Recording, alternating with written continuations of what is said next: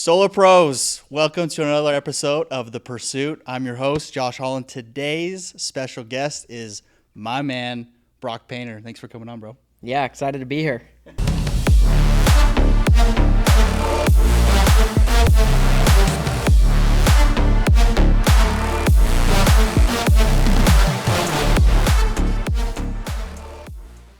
Bro, how's the Phoenix heat treating you so far?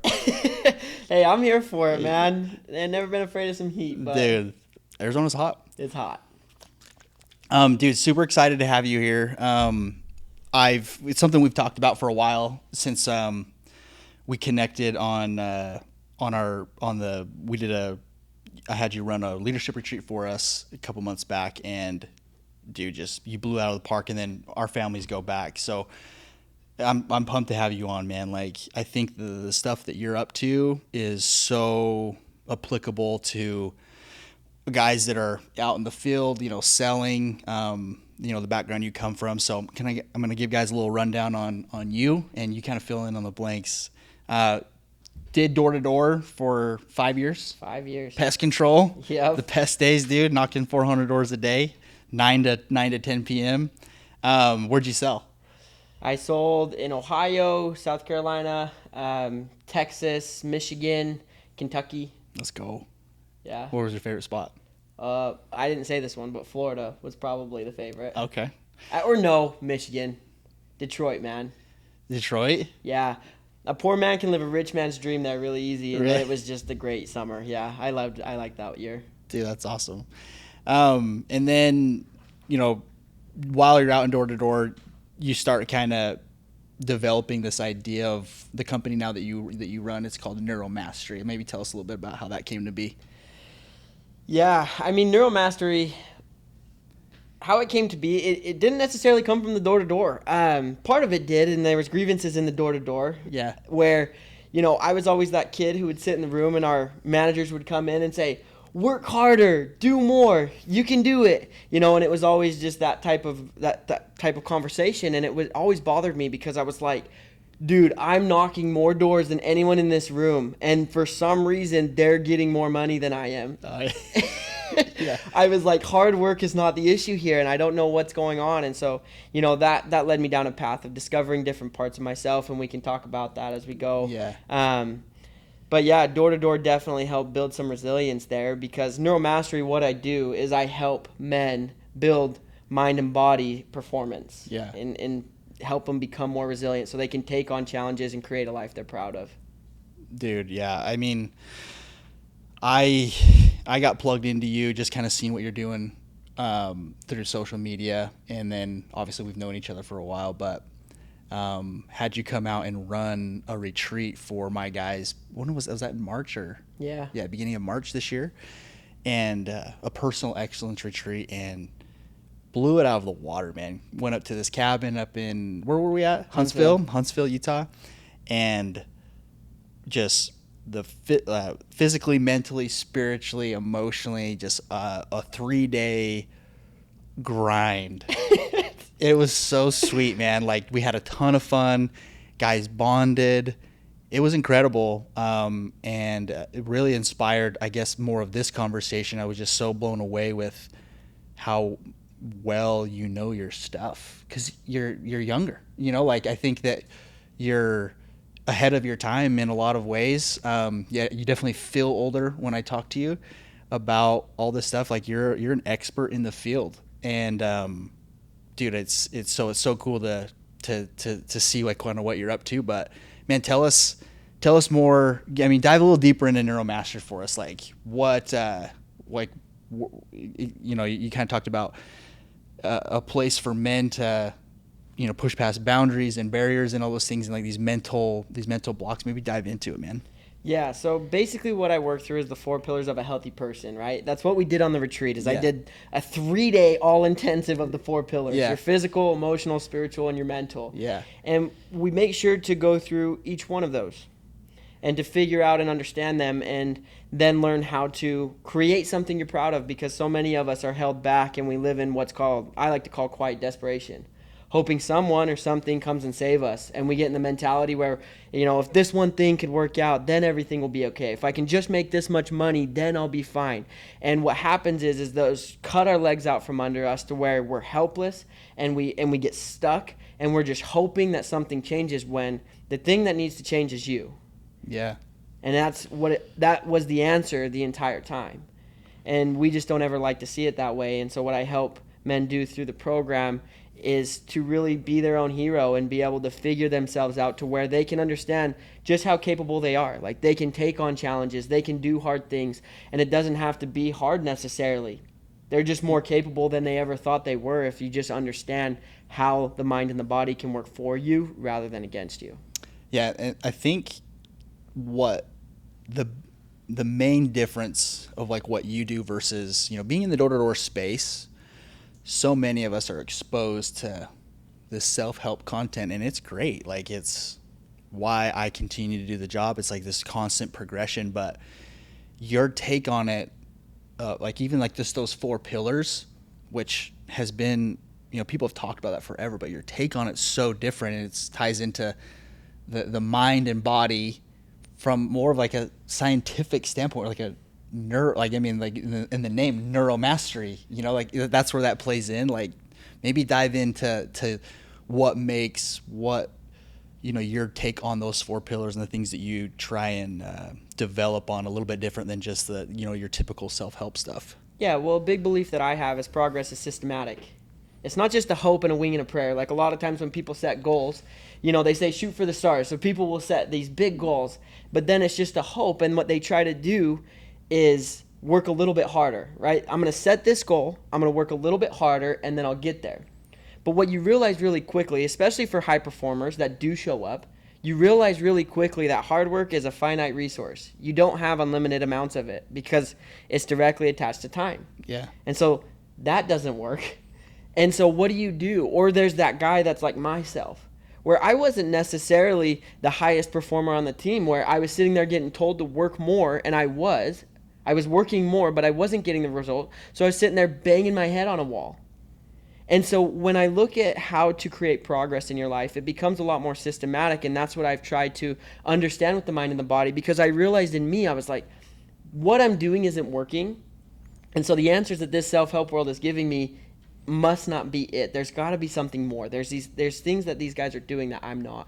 And so when you look at it from that level, you realize that, how to create new synaptic connections in the brain, how to get your emotions to not be a weight and a burden to you, but can actually be helpful.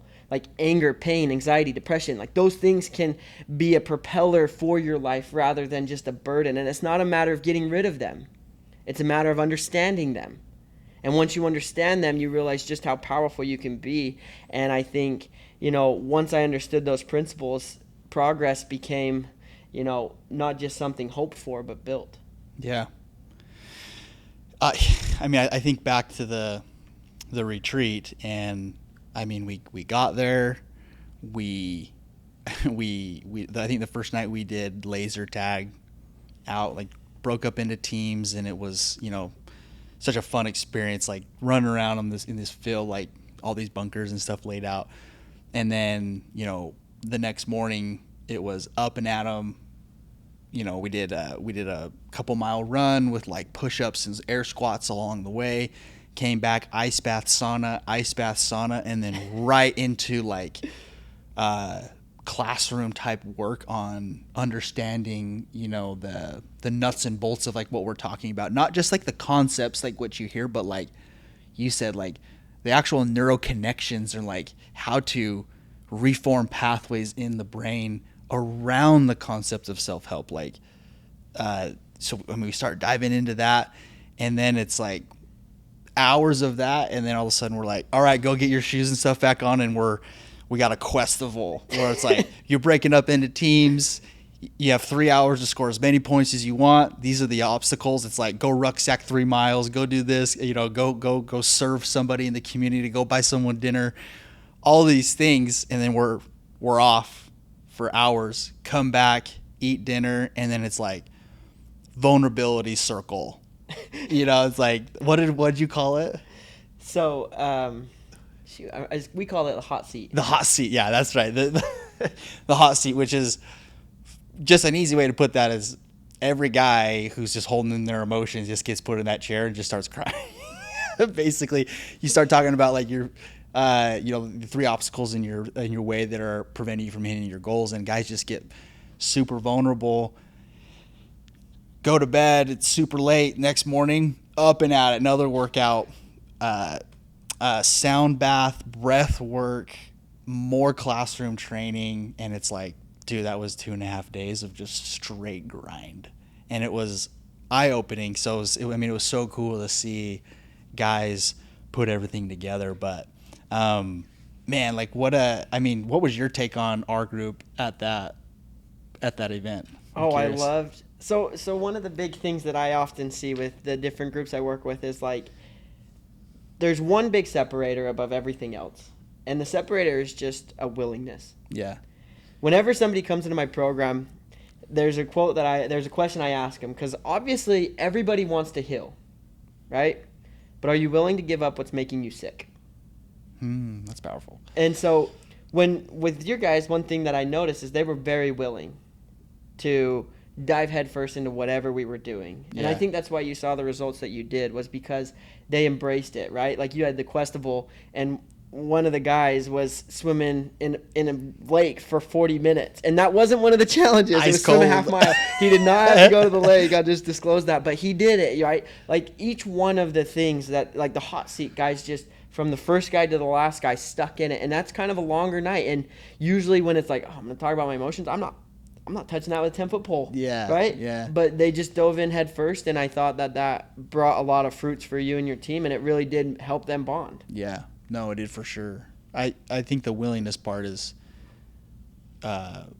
critical. Like that willingness in all of the areas, not just the ones that you're comfortable with, right? Exactly. And that's what's the way that you timed the hot seat is what you told me was, let's get these guys physically and mentally kind of drained, and then they can't hold back the emotion stuff at night, and it just comes feeling out, dude. It was cool, man. It was definitely a different take on those areas that I've seen anywhere. I guess like, dude, like what gave you you touched a little bit on, the concept indoor to door of not getting maybe the results you want and trying to understand why, but like what else inspired you to kind of go that route? Yeah, I mean, it's been a long time coming. When I was in high school, so from the age of 14, I received about 4 concussions in the span of a month. Yeah. Right? And I was told that if I get another one, I'm not going to be able to play football anymore. So me being the smart kid that I was, said, well, I'm not telling anyone then. Yeah. And I didn't for 5 years. Till my junior year, it started to add up. I got bloody noses. I was passing out. I had a lot of, issues on that side. And, I told my parents, had to quit football, obviously. And they went to the doctors, and the doctors gave me a whole bunch of medication and said, hey, Brock, this is going to solve your problem. And it did while I was on it. But the second I was off, everything came back. So I was like, there's got to be a better way here. Yeah. And then while all that was happening, I was also like, I just had to quit football. I lost a lot of my friends. I lost a lot of, what my social was. And I have an obsessive personality. Like, I was grinding in football. Yeah. And so one night I found myself laying on the floor, feeling bad for myself, had sad music playing and everything. And in that moment, I just was wishing someone could come save me. But I had to realize, like, it was me who had to show up for me. It was me that had to be my own hero. And from that moment, I picked myself up and I went and I said, okay, well, I'm going to get to know myself. So I went and made a list, and I wrote down 300 things that I liked about the world. Like everything from apples to, kind people. Yeah. It was 300 things. And then I wrote another list of everything that I disliked. And I wrote down everything that I hated about, like I hated sarcasm at the time. And I also hated seafood. And I told myself with those 2 lists, I was like, I'm going to spend 80% of the time in things that I do like. So I'm around people and things that are going to help uplift me. But I'm going to pick 2 of these a week, and I'm going to deliberately pick a time when I'm going to expose myself to this, because I don't want to be a little bit like I want to understand myself, and I don't want to feel uncomfortable anymore. Like I don't want to feel this pain, so I want to be able to find myself. So I started to expose myself, and I started to check off that list. And when it stopped being uncomfortable for me, I knew I was getting stronger, because I really wanted to be strong. Yeah. And that was kind of where it all started. And then from there, it just seemed like I was surrounded by a lot of people who struggled with mental health, from anxiety to depression to, even just wanting more out of life but couldn't figure it out and didn't know how to perform. Got into summer cells, and, all of it kind of ran from there. But, yeah, it was a long journey. There was a lot in there. It really, NeuroMastery didn't even come from me necessarily. Like, I was just always doing these things. Interesting. I went through 3 years of finance in college. Yeah. And for some reason, I couldn't let go of the psychology classes. And they had nothing to do with my degree, but I couldn't let go of them. I just pay for them and take them because I liked learning it. And then about 3 years in, my wife sat me down and she said, Brock, like, what the heck are you doing? Like, you don't want to do finance. Like, you need to be working with people. And I was like, no, I was 3 years into this thing. Like, I'm not switching. Yeah. And she goes, well, what are you doing then? Like, you're not going to use it. So I ended up switching degrees, and I went and got my degree in psychology, finished out college there. And then as I went out to summer cells, I met with different mentors who helped me learn the industry, learn what worked, what didn't. And then from there, I just started building out NeuroMastery. Dude. That's cool, man. I think that's a good example of just kind of paying attention to your intuition, guidance from your wife. That's always critical, but like of following some passion, and sticking to your gut of like what your instincts are telling you. I feel like so often we're afraid of that, or because it feels off for some reason. Like logic is telling us one thing, but this other nonverbal form of communication is like telling us to pursue something else. Well, and don't get me wrong, like I was stubborn. Really? Because that's why I was doing summer cells. I'd go out every summer, knock the doors, and then on the off season I would try all these different jobs. Like I went and did Domino's Pizza. Nice. Just to see if I wanted a franchise. And then I also wrestled for Utah State. I tried out for their wrestling team. Never had wrestled before, didn't do it in high school, and I just wanted to try it out. Dude, let's go. Because I wanted to see who I wanted to be. Nice. Bro. Well, I think what I like most, and I kind of mentioned it before about you, is, dude, you are an expert. Like, you really know your stuff, and that probably has a lot to do with that obsessive personality. Is like as soon as you kind of knew what you were going into, it was I read all the stuff, kind of thing.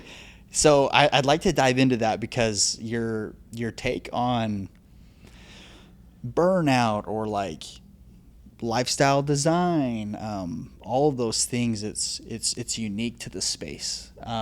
So let's dive into some of that. Maybe let's start with to make this like more summer or excuse me, door-to-door related. Like, what are some things that you see, like really, really common things in the door-to-door space with people that you're working with, or like your experience there, that prevent guys from, getting to that next step, or like truly maxing out their potential? Yeah. It depends who you're talking to. For sure. Because there's a divide in the industry, okay? So you have high performers. These guys show up, right? And they just want to go deeper. They're like, I want to maximize this, right? Yeah. Then you have the guys who struggle even showing up. Yeah.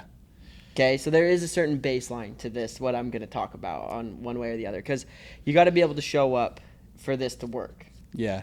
If you're not in the game, you can't expect results from work you didn't do. Yeah. Right? And so there's got to be some sort of baseline. So specifically, I'm talking to the guys who can show up and knock the doors. Yeah. As long as you're, as Josh would say, you're hitting your 70. Yeah. Then this is for you.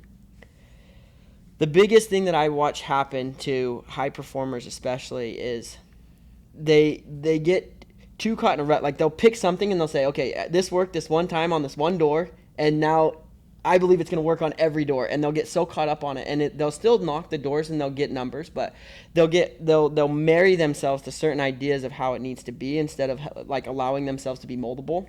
Sure. I don't know if you've seen that. Oh yeah. It's like you see guys that like they'll change something, or you'll notice that they have changed something, and then the results change, or like they get so caught up in almost like the ritual of it. Yeah. So I see that being a big one while you're out there, because they get so caught up in the ritual that, really it's just going to the basics of it and learning how to do that. And so that's a big one. The other big one, and I'll talk about kind of the science behind each of them, but the other big problem that I often see in the door-to-door industry is they don't see themselves doing it long enough. They all start, but then they stop. And they all see it from a point A to point B perspective, that I'm going to do this for this many years, and then I'm going to take that money and I'm going to invest it, and I'm going to get into real estate or whatever, because they don't see themselves doing it long term. And that really inhibits long-term growth. Sure. Yeah. So, I mean, maybe, yeah, let's dive into that, because I try and tell guys that no matter what you're doing, you should have, regardless if it's like, if you're not going to do door-to-door, you're going to go do something else, like have a 3 to 5 year type level commitment in your mind. So, because it changes how you view everything when you do that. Like how you view a problem today when you have a 3 or 5 year mindset is so different than when you have a 4 month mindset, because today's a way bigger deal. Yeah. Well, do you want to hear a funny study? So they took some kids, right? They wanted them to learn an instrument. So they gave all the kids an instrument. They forced one group to play for 2 hours a day, and then they forced the other group to play whenever they wanted to. If you were to look at those two groups, which one would you assume does better? The group that does 2 hours a day. Right, exactly. But what they found was neither group did better than the other. Interesting. Who did the best were the ones who saw themselves doing it the longest. Wow, yeah, that's powerful. Yeah, and the reason why was because when you see yourself doing something forever, you force yourself to have to learn how to learn whatever it is you're trying to do. So like when you're learning how to learn, failure has to be a part of the equation. Success cannot be a part of the equation unless failure is also a part of the equation. Mm-hmm. Right? Have you ever heard the quote, "The trees that touch heaven also have the roots that touch hell"? Oh, wow. No, I haven't heard that. Okay, so heaven doesn't exist unless hell exists. And it's the same thing with learning, because your brain has to have some sort of baseline. And so what happens is, and this actually will answer a lot of where the struggle comes in with both, is we get so married to an idea, we get so married to what we're doing, or we don't see ourselves doing it long enough, that we just start making short-term decisions. If I can just get to this, if I'm just going to do this for today, and it's okay if I take this one off, or we start having that thought process where it's like it's okay to not do something, and then we sell ourselves short, when what happens is we have to allow ourselves to fail. You have to. Because if you allow yourself to fail, then you learn and correct it and get it right. So the kids learning the instruments, when they got something wrong, the ones who saw themselves doing it long enough wanted to be good eventually. And so they went back, corrected the mistake, got it right, did it again. Went back, corrected the mistake, got it right, and did it again. And that was the interesting part, is because when you're looking at the plasticity of the brain, okay? So neuroplasticity is where you're trying to change form and structure of your brain. You're literally creating new connections. Okay, so what's happening is when you create a new connection, it comes with agitation, friction, coupled with focus.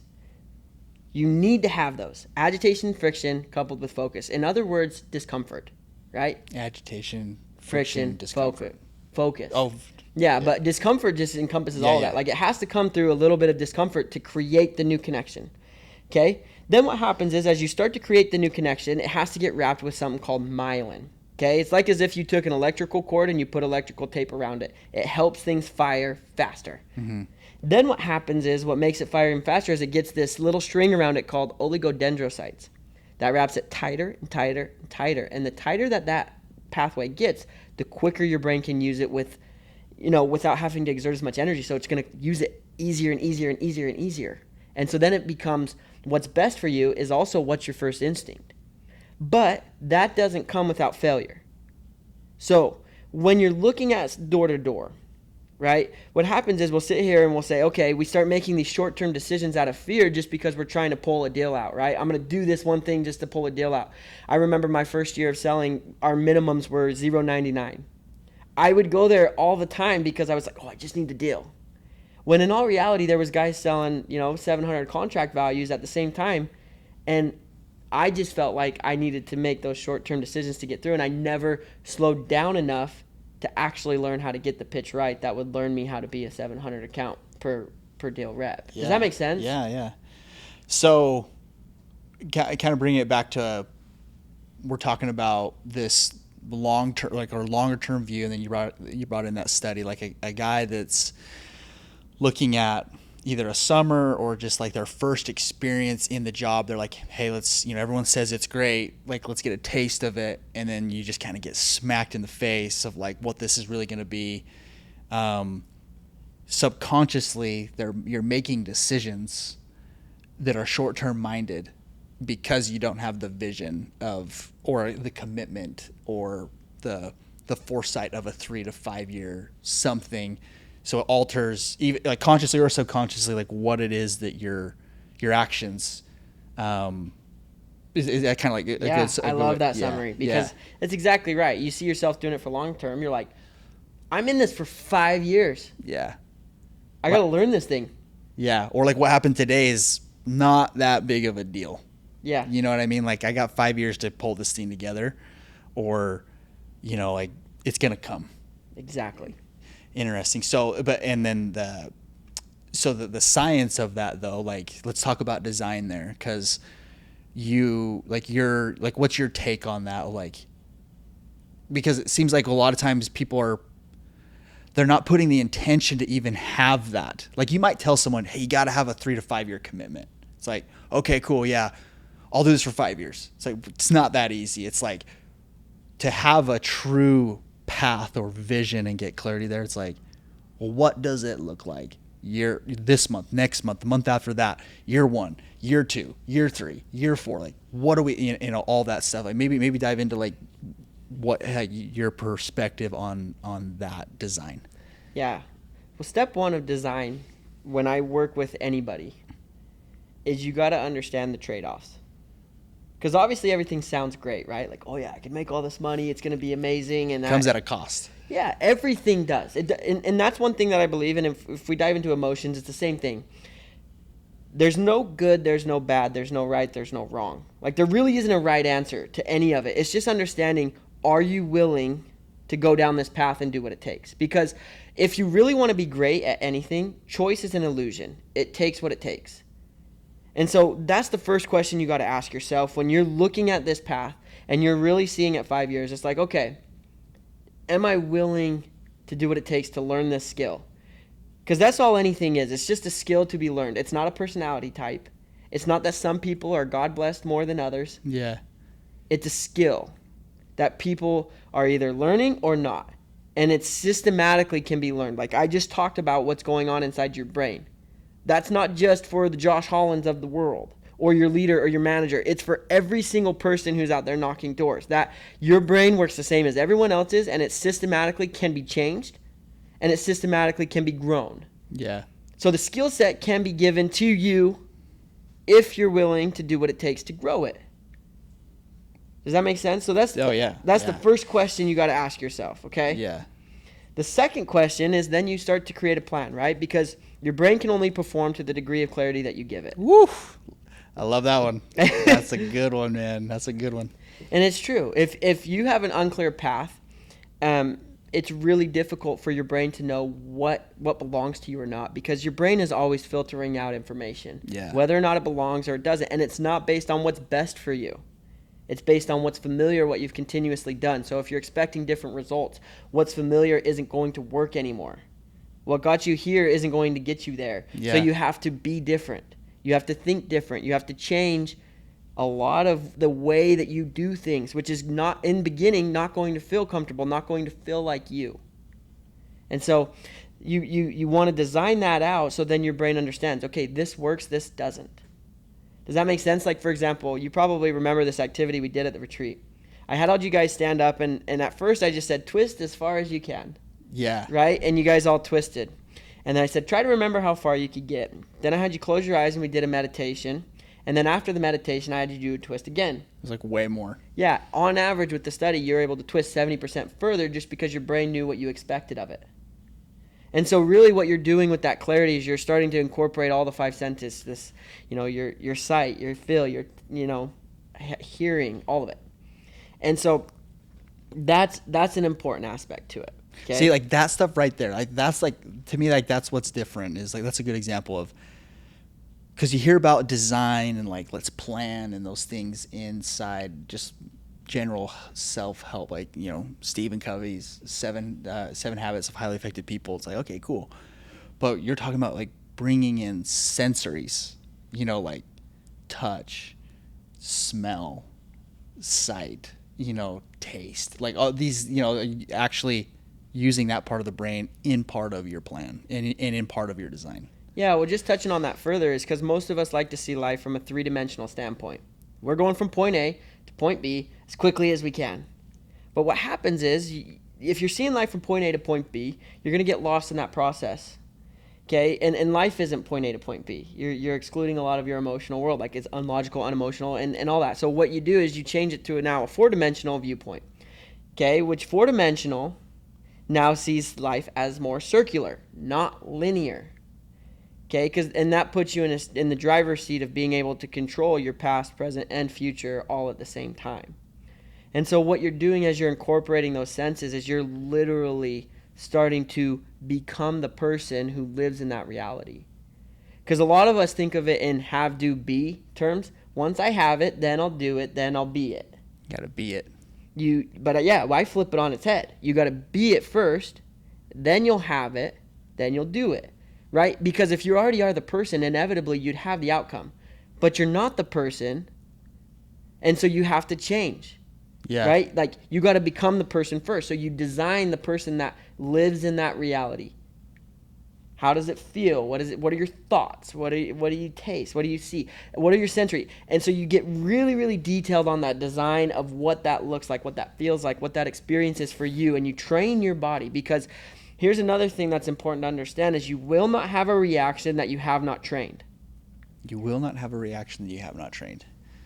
Give me an example of that. So, like, for example, okay, a lot of people that get really angry, okay, they'll think, oh yeah, when I'm in this scenario and like I have kids, I won't do that. When I have a kid, I won't be angry at them. Or when I get married, I won't do it anymore. And then all of a sudden they piss them off and they get angry, right? Gotcha. You got to train yourself to be able to calm down. You got to train yourself to be able to see more clearly and learn that mindfulness inside of yourself. And you got to create a relationship with anger to where you know how to talk to it and calm down. So that's the best example is like when you're trying to understand this world, right, and you're designing it, you have to train the reaction of who it is you want to be. So how are you going to react? How are you going to think? How are you going to feel? And you're training your body that, hey, this is what this feels like. So for another good example is me trying to do my Ironman right now, okay? I suck at swimming. I'm horrible at it. I've been a runner my entire life, and so now learning to swim has been a whole foreign world. My feet dip into the pool, and I just sit there drowning. So what I do is they give you tools. Okay, so you have paddles, you have fins, you have a pool buoy that you can stick between your legs that helps keep your feet up. Okay, so when I have those, I'll literally say to my brain, like, hey, this is what this should feel like. This is the right form. This is what this is the reality of how I want you to swim. And over time, as I've done that enough times and I've created that design and I've envisioned it in my head, my body's now able to do it. Interesting. So, back to, with how we're designing, we're going back to like, okay, a guy that's struggling typically doesn't have a vision or a path or a design, whatever you want to call it, greater than tomorrow.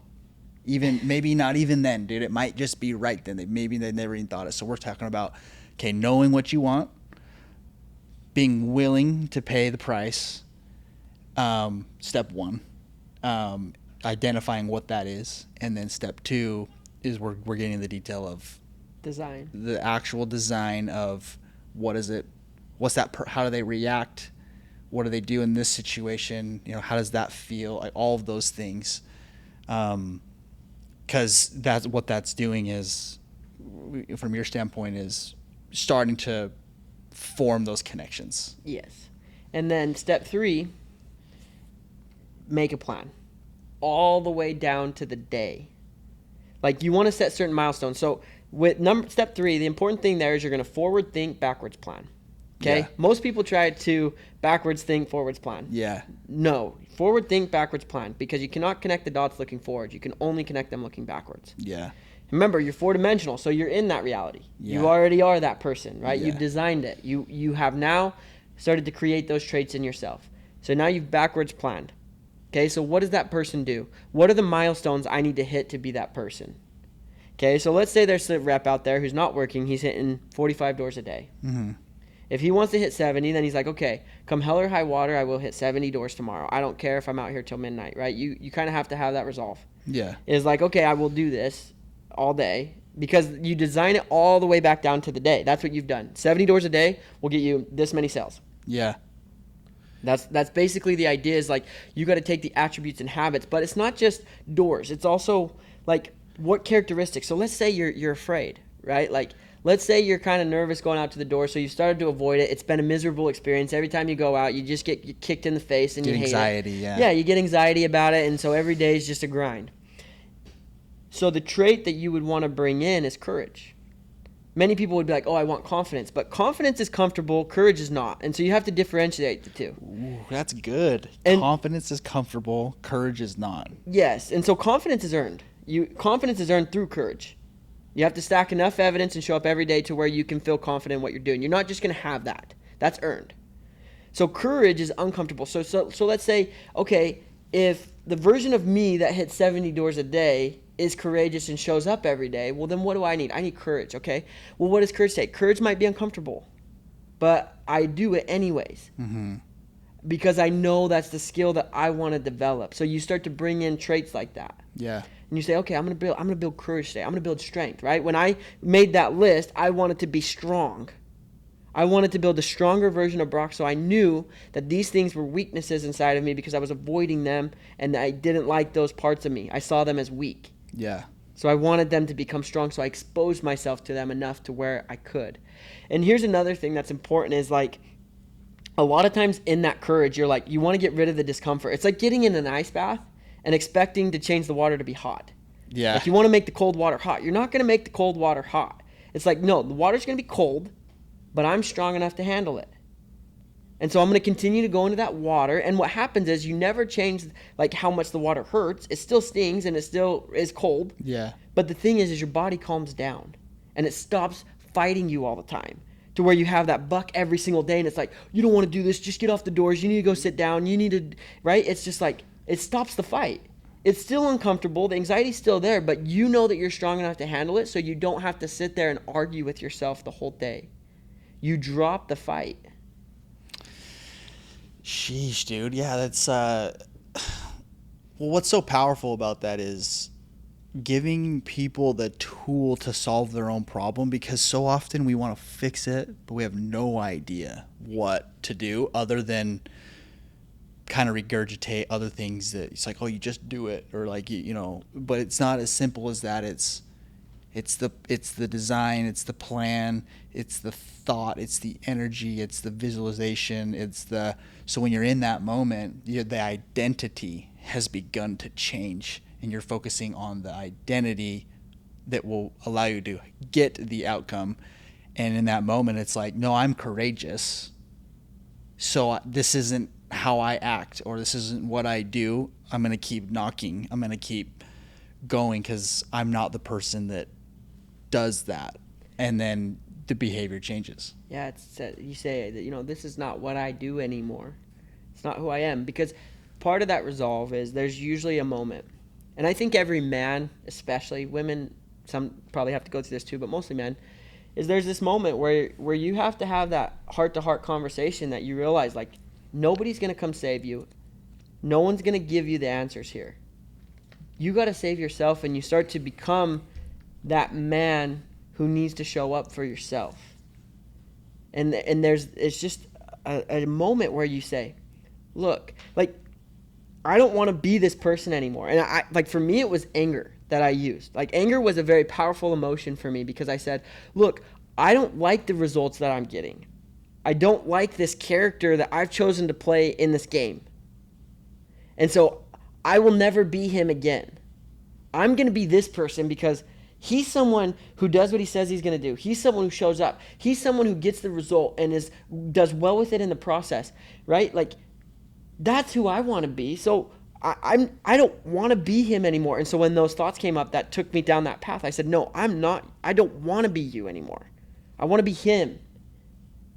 Because he's someone I can trust. He's someone reliable. He's someone who shows up.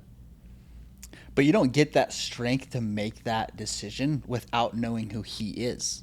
Exactly. You know what I mean? Exactly. That's the thing I feel like people miss is like, it's so often like, like design it or visualize it, but it's like, dude, you have to put in a lot of work to understand and relate and be like, and actually picture that person, and then it becomes powerful, not before. It's not that simple. It's like nothing worth doing is ever going to be easy. So it's the time at home of like writing it out, like pen to paper, like hours of time. Like right now, all 300 of those things, like figuring it out, like no one's coming to save you. You got to solve your own problem. Then it becomes powerful. Yeah. Not before. And I think just people don't connect the dot there, and then they wonder why they don't get the result and some other person does. It's like God throws himself on the side of the man and knows exactly what he wants. And the guy that knows what he wants did the work to find out what he wants. Well, fortune favors the bold, baby. Yeah, dude, that's so sick. But care if I share a story that goes along with this? Because there was a time in my life, okay, I was building Neurom Mastery. It was a struggle. Like, I gave myself 1 year to build Neurom Mastery from my funds from Summer Sales. I gave myself 1 year. Get to the end of that year, and it was like, frick, man, like, we're not where we thought we would be. Yeah. And I got scared. I started thinking, like, what am I going to do? And I started to get frantic. And a lot of times when you get frantic, you get reactive. What we're talking about with the other is a creator standpoint, where you're building what it is you want, you're stacking bricks. Reactive is like building your house on sand. You hurry and throw something together as quickly as you can. Water comes up, washes it away. You hurry and throw something else together. And you get pissed at the water for washing away your tower. It's like, no, you built the crappy house. And in the wrong spot. Yeah, and in the wrong spot. And so, I started reaching out to people because I was kind of frantic. Like, I need to do something here. I need it to be bigger. So I reached out to this one guy. His name's William Lamb. Really cool guy. He works with millionaires on NLP, neuro-linguistic programming. It's like the language of the subconscious mind, for those who don't know what it is. Tony Robbins, like, master. Yeah. So I get on a call with him, and it's only supposed to be 15 minutes, but we ended up talking for an hour and a half. And basically the gist of the phone call, he said, Brock, like, look, he goes, you're good at what you do, but you need to find people who will help you and help you for free.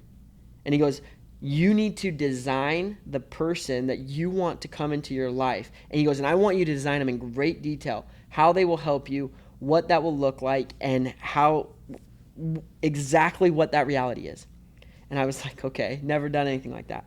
I went home and I designed the exact person. Like, I needed someone to do it for free. I need them to be mission driven. I need them to have grown $1 million company in the industry that I want to be in.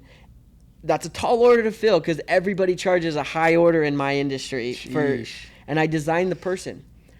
Within the next month, I had met the 4 exact people that were to a T what I had designed because I knew what I was looking for, and I started to put myself in places where that was available, and those people came with me, and they wanted to work with me, and there was too many coincidences to count.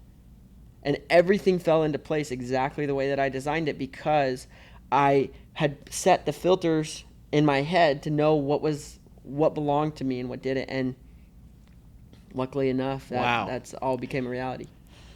That's incredible. I mean, yeah, I feel like my personal growth in, looking at like Solar Pros or, our region or division, a lot of people ask, like, what do you feel like's been the difference? And like, there's so many things that come to light, but I feel like a massive part of it has always been the path was clear of what we wanted and like where we were going, very clear. Like, it was thought out, like we had put in the time, and then things have a funny way of just happening when you spend the time.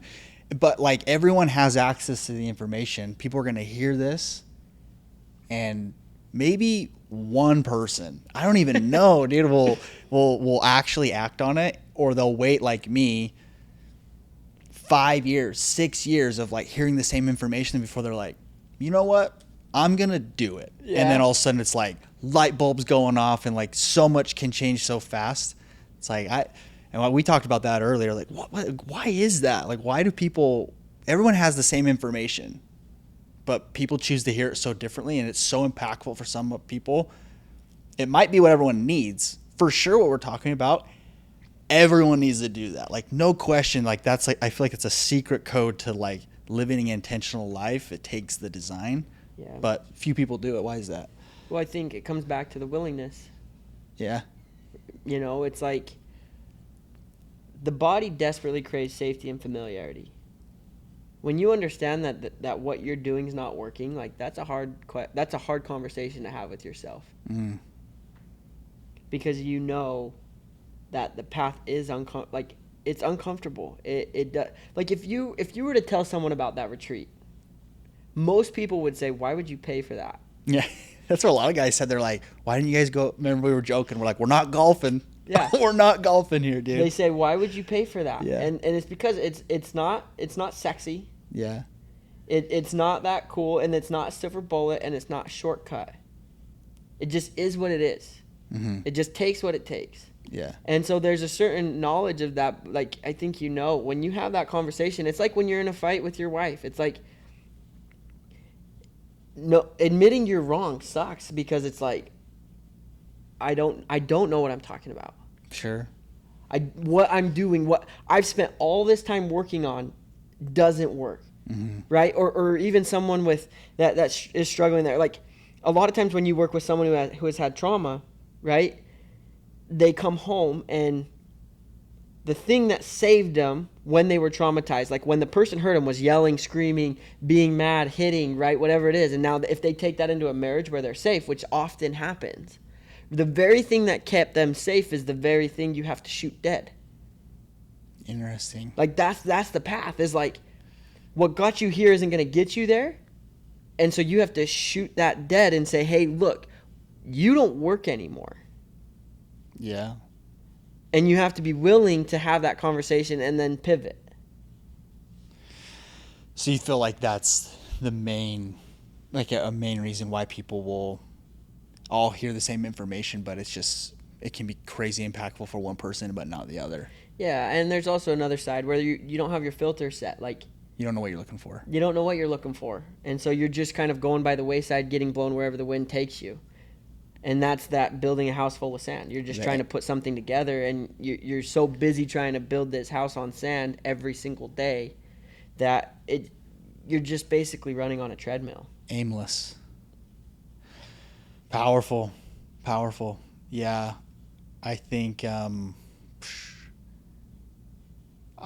have just 1,000% been that person where I've and not that I'm like great at any of this stuff, but like I do try, and does like I want my greatest accomplishment in this life to be that dude lived so intentionally. Everything was by design, because like it's yours. Like, you can go take it, and like when you do that, you're able to, when you live that type of life, you're able to give to other people so much more, and like that's like what life is. But it took so long, like, of hearing the same stuff to like even like start to put into practice, like maybe bits and pieces, and then all of a sudden it was like, here we go. And it's crazy how much it can change in just a short period of time. Do you know something I heard that I thought that just kind of like hit me? Was they said, "Who do you think the most selfish man in the world is?" Who? Just guess. The most selfish man in the world? Yeah. I don't even know. Probably my brain goes in a million different places there. Yeah. Right. You'd probably usually think of someone pretty well off, though. And the answer was the poor man. Oh yeah, like bum. Because they need everything from everybody, and they can't do anything for themselves. Wow. And I'm not saying that there's not selfish people that are millionaires and everything in between, but like, think about that. Those who don't have cannot give. Yeah. You cannot give something that you don't have. It's the same thing as you cannot give a reaction you have not trained. If you cannot give it to yourself, if you do not have it, you cannot give it. You can't give $1 unless you have $1. You cannot give peace to somebody who, if you don't know peace. Yeah. Love, same thing. Like, I work with people all the time who don't understand love. And so when they get into a relationship and a marriage, their wife could be loving and caring for them, and they'll sit there and say they're so rude, they're so mean, they're doing all these things. And it's like, dude, she's taking care of you. But they don't know how to receive it. And so the interpretation of that is very misconstrued. And so that happens all the time because you cannot give something you do not have. And that happens a lot, you know? Wow. Yeah, no, I think that just that concept alone, it's, you know, then you got to ask yourself, well, what don't I have? What can't I give? And go there. Freaking find out. Yeah. I mean, and honestly, what I think about is like, for everything that you don't, like, for those who don't want to ask that question, you're giving up your freedom. Mm-hmm. You lose freedom, right? You do. Like, think about it. If you're angry, but you don't want to get mad at people, but you're going to get angry, are you in control in that moment? No. That's where you say things you didn't mean, you do things you didn't want to. Freedom gone. If you're bigger and you want to run, do you have that availability? No. Freedom gone. Yeah. That opportunity has been lost, right? That's why it's so important when you start asking yourself these questions. It's like when you're designing it, it's like, how much freedom do I really want to have? Mm-hmm. How much do I want to be able to give? How much do I want to be able to support my family? How much do I want to be able to give emotionally to the people around me? Can I sit there in my pain and be there with them? Yeah. Because if you got a kid who's hurt, but you don't know how to go there, everything becomes about you. Like, the most selfish person is the poor man, and that's not just financially. If you're poor in spirit, everything becomes about you, right? Nothing is ever enough until you're enough. Sheesh. Man, yeah, so I trying to just go over so many things here. Did we get that like for an hour on each of those? I think to bring it back to somebody in this job, like what I think is so powerful about this space, it really is unique, a very unique space of like when you truly can grow in those areas, you grow in the job and you're rewarded for that. The guys that are at the highest level are making the most because they've become the most. You know, like dollars follow value, and you can't give if you don't have it. So as soon as you get it, it's like most other jobs, like other spaces, it really isn't that correlated to your progression in those, you know, those four pillars being, you know, correlated to the results in the job, and then like that being a result of like a better life and all those things. So like the opportunity here is so unique, but it's very demanding, and Yeah. it's hard to like very few people actually end up pushing through, and you know, and progressing on, like, and we're talking about these concepts of like, hey, it's the design, it's being in a four-dimensional, it's viewing it in four-dimensional, it's not just A to B, how to put those things together. Very few people will actually do that. Here's why very few people actually do that. Like, can you actually self-evaluate? Like, just that part alone is just so much to There's a lot to unpack there's there. so much to unpack there. But man, you said, I'm trying to remember the quote at our retreat. It was a concept about something to do with 50% of your past is made up. Yeah. Is that what?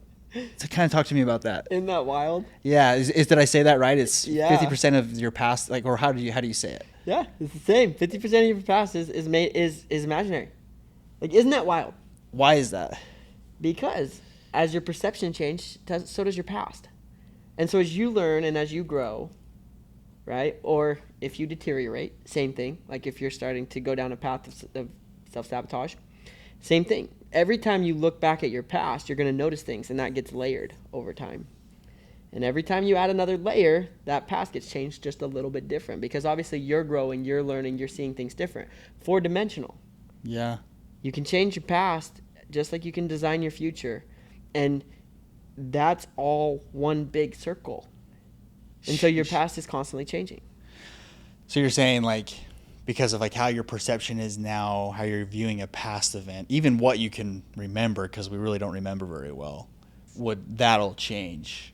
And based on your state of mind. So like if you're in a bitter place, past events feel maybe more like that. If you're in a good place, oh, that was for the better. That was all good stuff, even though it was really hard then, and it changes. Is that kind of what you're saying? Yeah, no, 100%. Like, the mind is a wild thing, and it has its filters. Like, if you ever look at a group of soldiers, and if you were to ask an entire platoon what happened in this traumatic event, they would all tell you a different story. Yeah. Every single one of them. And it's just because what you took with you was different, and what you felt like was important. Because your brain is always trying to figure out what's important and what's not, right? And what it's basing that on is emotional charge and familiarity. What you know and what has the highest emotional charge. And the other thing that's wild about that is, like, a lot of times people think we take that and then the brain is reactive to the environment, but it's not. The brain's not reactive, it's predictive. Yeah, it's constantly trying to predict what's going to happen. And so that's what happens with those past events, is the emotion that gets attached to that, because that's what gets held on to. Your body always keeps the score of everything, and then your brain tries to predict out of that place. And so if it's a place of hurt, you're going to probably see and find a lot more hurt.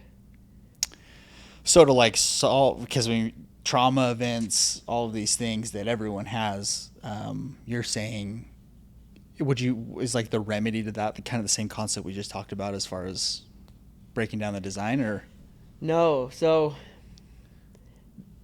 you can't, you will have a really hard time doing the design unless you create a relationship with your emotions. So in emotions is a lot of times, emotions, the way that I define them, just so we have a working definition here, is they're just your brain's interpretation of the past based on your current experiences, okay? So that's what they are, right? Your brain's taking this current experience and it's basing it on a past event. So where people go wrong with emotions is they try to control them. You can't control your emotions. How do you mean? Like, for example, they'll try to make the cold water hot. They'll try to make anger into excitement and happy. They'll think that the meaning of life is to be happy. And they'll try to force that. And they'll think, like, when things get hard or when anxiety pops up, that anxiety is not supposed to be there. If they start to have depression, they'll think depression's not supposed to be there, or anger. Or they'll pick certain emotions and they'll deem them as icky and gross. And they'll pick some that are good and bad and they'll label them. And then they'll try to hold on to some and get rid of others. And what happens is once you do that, you then distance yourself from the relationship, and they don't go away. They just start to interact with you in self-destructive ways. And then what we try to do is we try to give logic to an unlogical world. Like, emotions are not logical. There's no sense to them, and they don't make sense. And so what we try to do is we try to give sense to a nonsensical world, and then we end up lost. And the thing is like, when you want to understand your emotions, like, you're doing just that. You're trying to understand them and create a relationship with them. Like, most people, let's say anger, would deem anger as bad. But that was a very useful emotion for me to motivate me to get to know myself, to move, to do something more. Yeah. And I often find anger being that motivation for a lot of people who want to create something more. Anxiety is a very powerful indicator that you don't trust yourself. Whoa. Interesting. Because you're afraid of the future. You don't think you can handle what's coming your way. And so you're afraid of it. And so that brings up anxiety. Anxiety is very helpful. It keeps you safe and it keeps you secure so you don't hurt yourself. But it also, right, in other forms, it's like, oh, I don't trust myself. Depression is a very powerful signal to your body that says, look, I don't like this character you've chosen to play. I don't like the actions you've taken in your past so far. I don't like this character you've chosen to play in this game. You need to change, right? Like, those are all very healthy signals. And when they start to come up, like, it's honestly an amazing moment, because it's another moment to grow. But you have to create that relationship with them where you understand depression. Like, hey, what are you trying to tell me here? Does that make sense? Wow. Yeah, dude. Coming from somebody who's like just suppressed emotion my entire life until like, I feel like really wanting to grow or like design has made me, hey, like, let's understand these foreign things. And my wife has been huge on that, but that's like so well said. I feel like for dummies like me that just have, it's literally a foreign language. It is. And like when you're like, dude, this person's speaking French to me and I don't even know. And all of a sudden you understand like one word or two words and three, and all of a sudden you're like, oh wow, like this is nice, It's nice to feel something. It's not that you're not feeling it. It's like you just suppress it. So breaking that down is incredible. Because the depression, what I found interesting, you said it's your body. Because you have to acknowledge the emotion just is. You know, like the depression is just there. Let's not try and dose it out of existence. Let's understand what it's telling us, because it's pointing us in a direction if we'll allow it, versus trying to just suppress it or alter it, control it. And it's saying, hey, I don't like the character that you're choosing based on past events. Change. Yeah. Just pointing you in a direction. Well, and here's what often happens is you'll get that. It'll point you in the direction. You'll say, no, like this is who I am. This is me. This is what I want. These are, we'll force ourselves into like not listening. And it's like, no, this is a great way to say, hey, like you're not aligned. Yeah, it's alignment. There's friction here. Hurt people, right? A lot of times that comes, and sometimes that's switched. People who hurt people end up being hurt. Yeah. And it's just that they're signals that tell your body, like for example, people always think that emotions are meant to be solved. Like, oh yeah, how do I solve anxiety? How do I solve depression? You don't.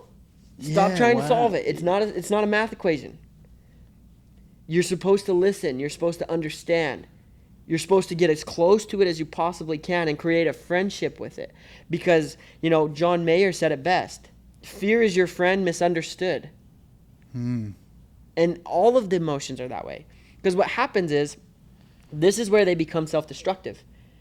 Is we say, no, I don't want to be this. I'm going to keep doing what I'm doing. I'm going to keep in this way. And we get more and more depressed because your body's saying, look, you're not aligned. You don't like this character, but no, I'm going to be this person. And then all of a sudden it's so powerful where it's impossible to ignore anymore. And we're shutting down in bed and we can't do anything, right? Like the more we try to control it, the more it controls us, because we feed the monster. But we don't even know that we're doing it, because we don't know that it's what it's communicating. It's just, I don't like this and I'm going to solve it, or at least do something to numb it, or whatever it is. Yeah. And yeah, it's not us being like, our actions are us telling it that we don't like it and we're trying to solve it. That's fascinating, dude. Wow, I've never even thought of it like that. That's crazy. Because I've learned this really this past couple of years of just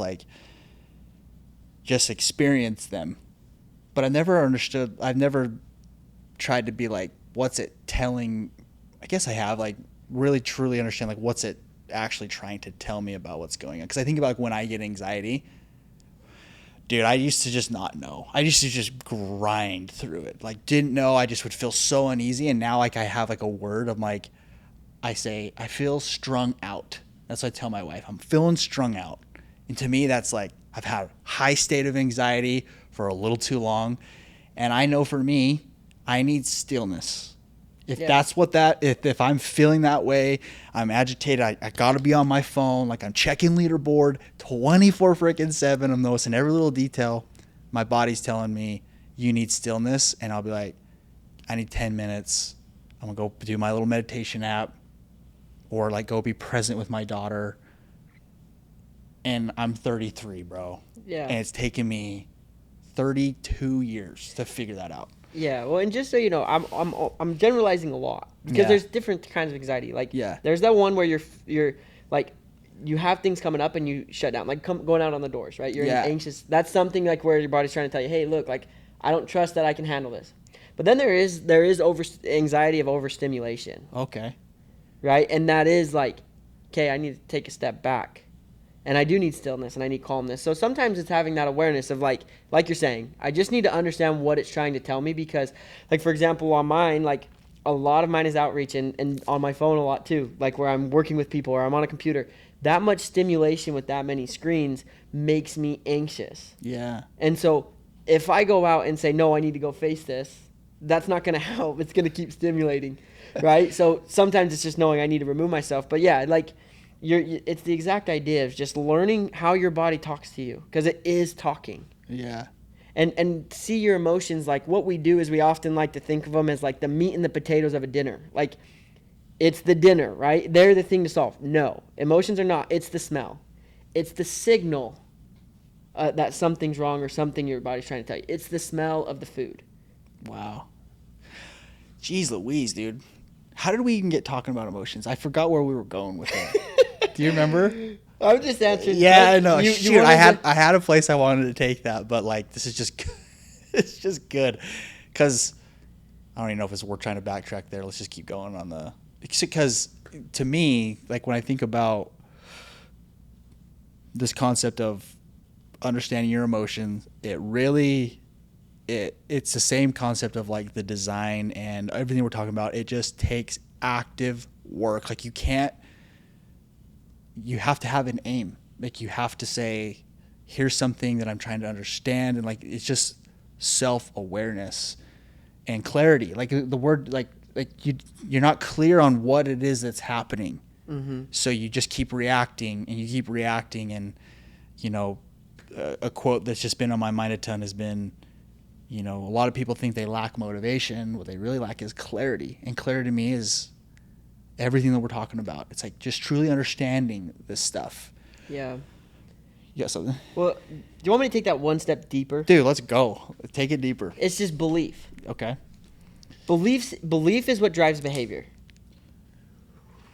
Because everyone's heard the quote. You know, if you have a strong enough why, you can endure any how. Yeah. But the reason the why is there is because the belief. Mm-hmm.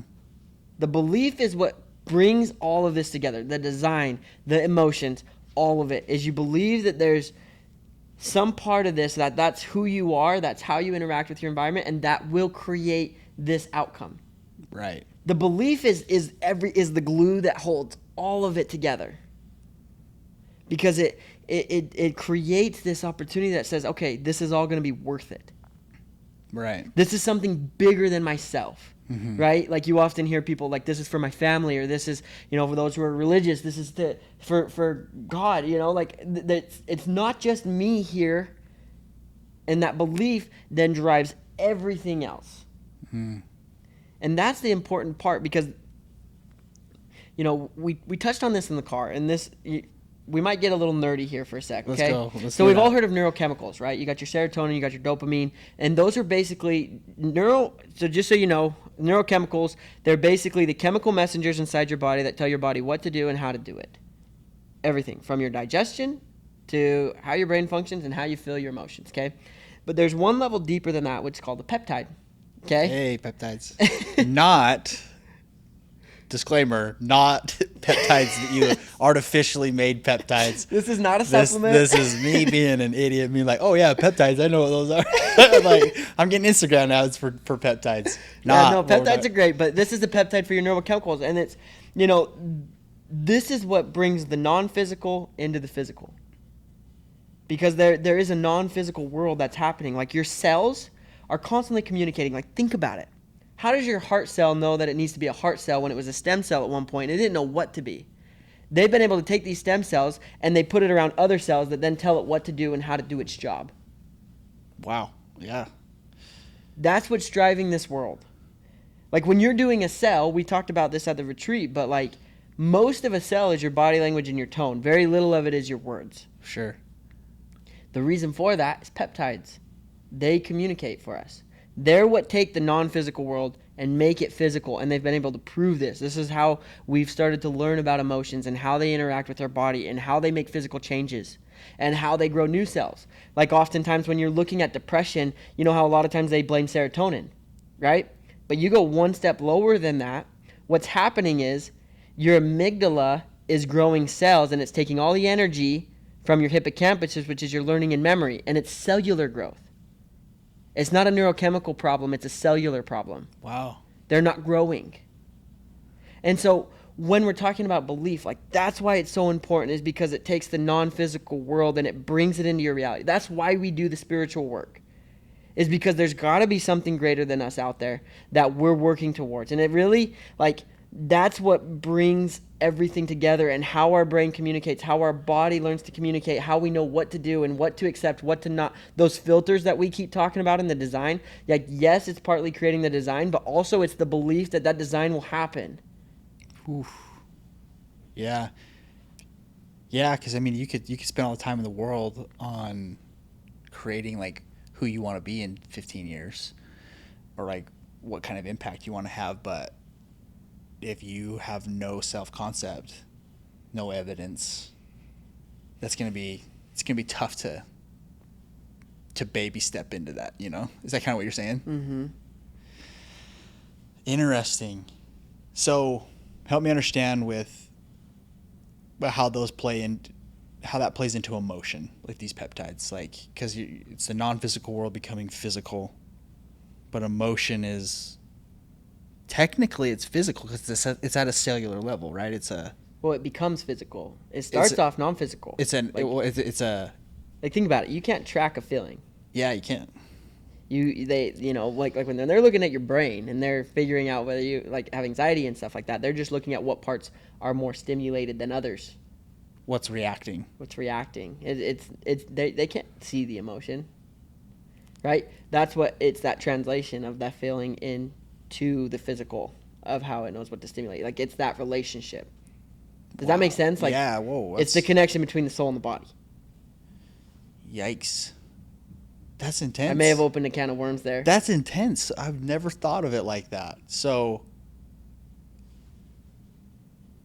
there's a stimulus, something that causes, or spikes, or a situation that I'm going into that then creates anxiety because it's that thing coming in and then my reaction to the thing. Yeah. And that's what's important there, is because like a lot of your emotions are very similar.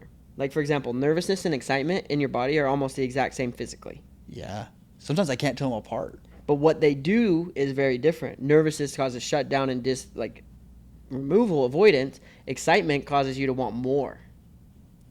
But it's the exact same physically, right? So what's the connection there? Like, have you ever, right? Bro, I just barely realized that. Yeah, so. And so that's what you're trying to build is like. So wait, what is the difference? Like, you're telling your body, because, for example, if I put you guys, and they've studied this multiple times. If I put all of us in a movie theater, okay, and let's say we watched a scary movie, and then they took the sweat. Let's say we sweat, and they took our sweat, and they put it in a room.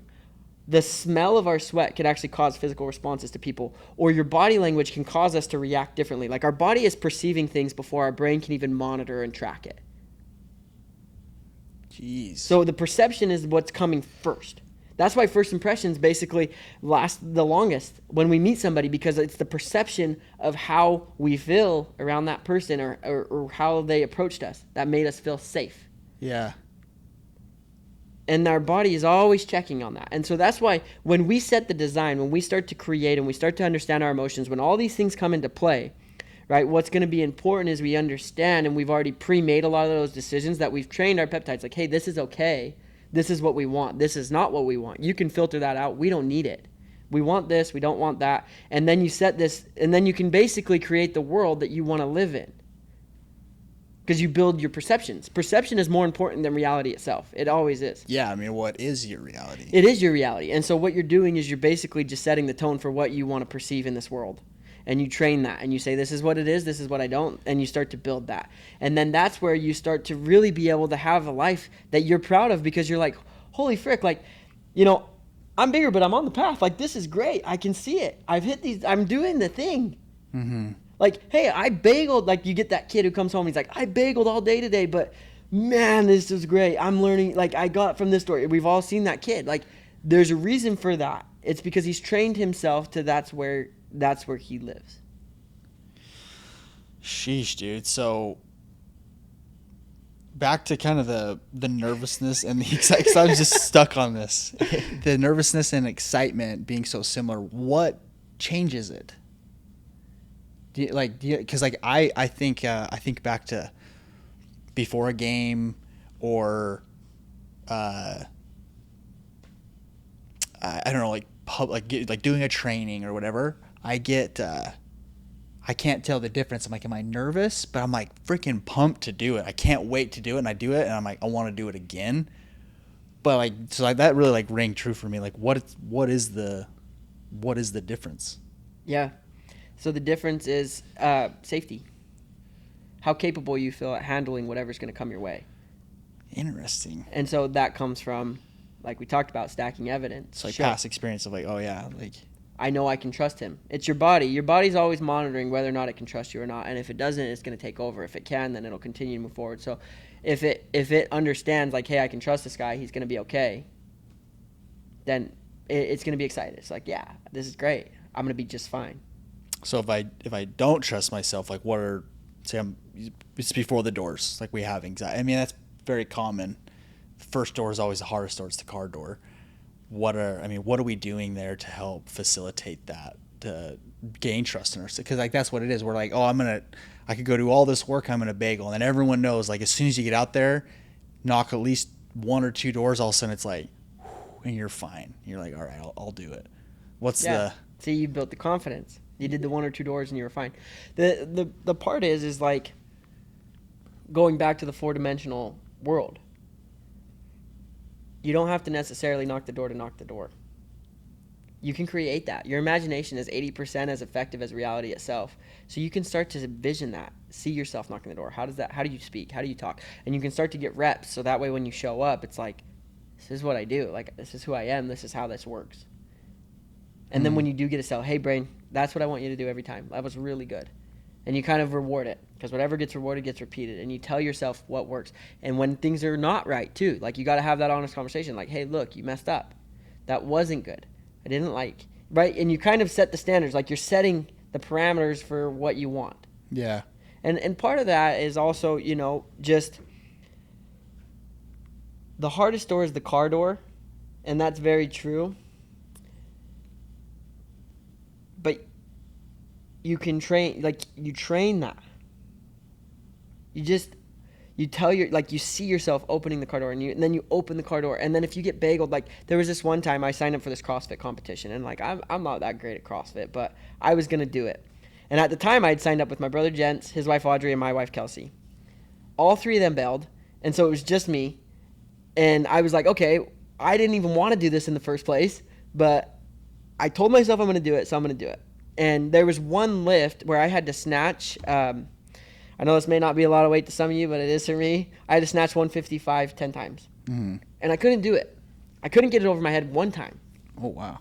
And I was about to go do it on a CrossFit. And the thing is the lift was a 15-minute lift, but I could do the first part of the workout, like the AMRAP, in like 5 minutes. So if I couldn't get this above my head, I was going to stand there for 10 minutes in front of the crowd. Yeah. And I was like, frick. And I couldn't do it till a week before. I sat there and I envisioned myself getting it over my head. And I told myself, I'm strong and I'm capable. And I would envision it, and I just sat there meditating on it over and over and over again. I saw myself with perfect form. I would watch the YouTube video. I would have someone explain it. I would hear them explaining it to me, showing me exactly the detail and how I needed to get that lift. And by the end of the day, I had gotten it 6 times, and by the competition, I did it all 10. Wow, that's cool. A week, but you hadn't got it once until a week before. Yep. So how do you systemize that? Because like it's like we can tell someone, hey, just go visualize it, but that's your company right there, right? It's like, how do we put you in an environment or a situation, a class, to actually learn how to do that? Because it's not as simple as just, in theory, it's as simple as just go and visualize it, but like how you visualize it. Yeah. Is incorporating the senses and everything you just described is huge. So I know probably what you're thinking is some sort of tool that I'm going to say do this, but it's not. It's community. You want to help a hurt dog, put him in a healthy pack. Put him around people that are doing the thing, to where the standard is so high that it would be abnormal for them to not do it. Yeah, wow. Like that's where it changes, because what you're getting is this neurochemical called oxytocin. Mm-hmm. It's the neurochemical of trust. It's the neurochemical of pro-social behavior, wanting to talk and communicate. But it also increases your pain threshold. You can handle more. So when you're going through not stress, just physical pain. Yeah, mental stress, anxiety. Yeah. Because what happens is like you're going to have to make changes, which, as we've talked about, is uncomfortable.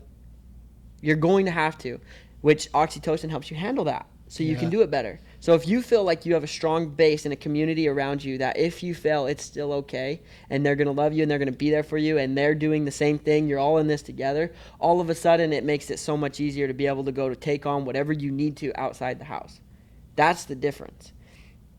You want to help a hurt dog put him in a healthy pack and watch what happens, because like you are the sum of the 5 people that you're around, and the thing is once that standard is so high, it's abnormal to not. So either guys are going to drop off and not want to be a part of it, which is great because they're not going to bring down the team, or they're going to step up and rise to the level, and they're going to just, like, that will be what's normal. They won't know anything else. And if they don't know anything else, like, that's the perfect environment where you can create this type of reality where people can live in that and do it every day because it's just what's done. Wow.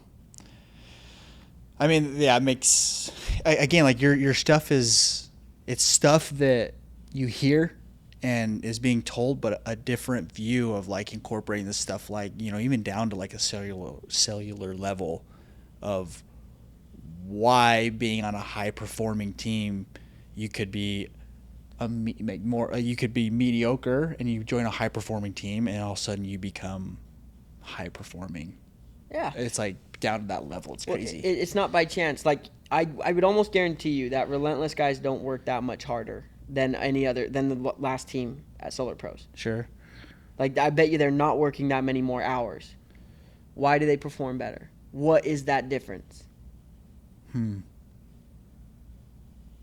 I mean, it's interesting to even look at like every region has, you know, multiple teams, and it's like even inside of that, which teams are really, really performing, and it really does come down to just that basic stuff. But like how you set that up takes so much work. Yeah. It's like a lot of work to even get it there. Interesting.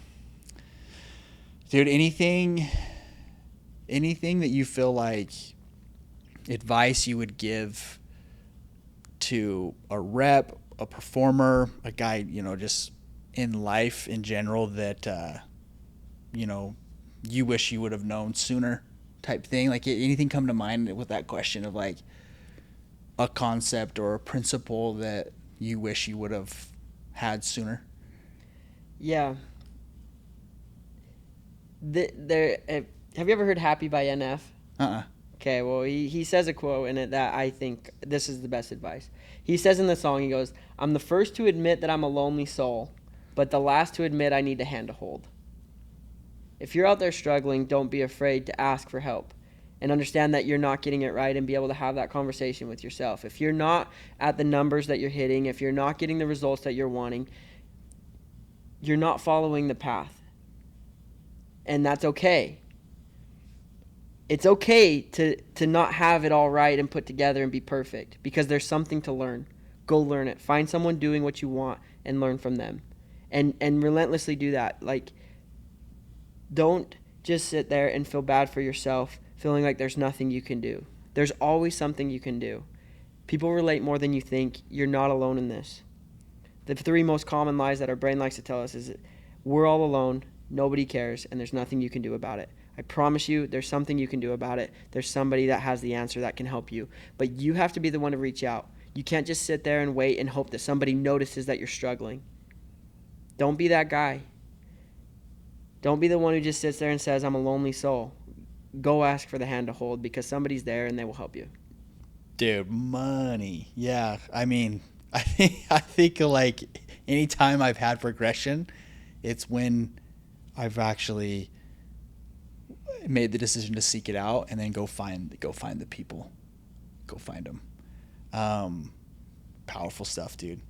Brocky, dude, I appreciate you coming on, man. Good stuff. Guys, go follow NeuroMastery on Instagram. Great content there. He has courses and things like that people can join that kind of embody this stuff. If you guys want to do events, things like that, like we did one for Relentless and it was game changer. We're going to keep doing them. Go follow Brock and link up with him or hit me up. But dude, thanks for coming on. Appreciate you. Of course. Appreciate you guys.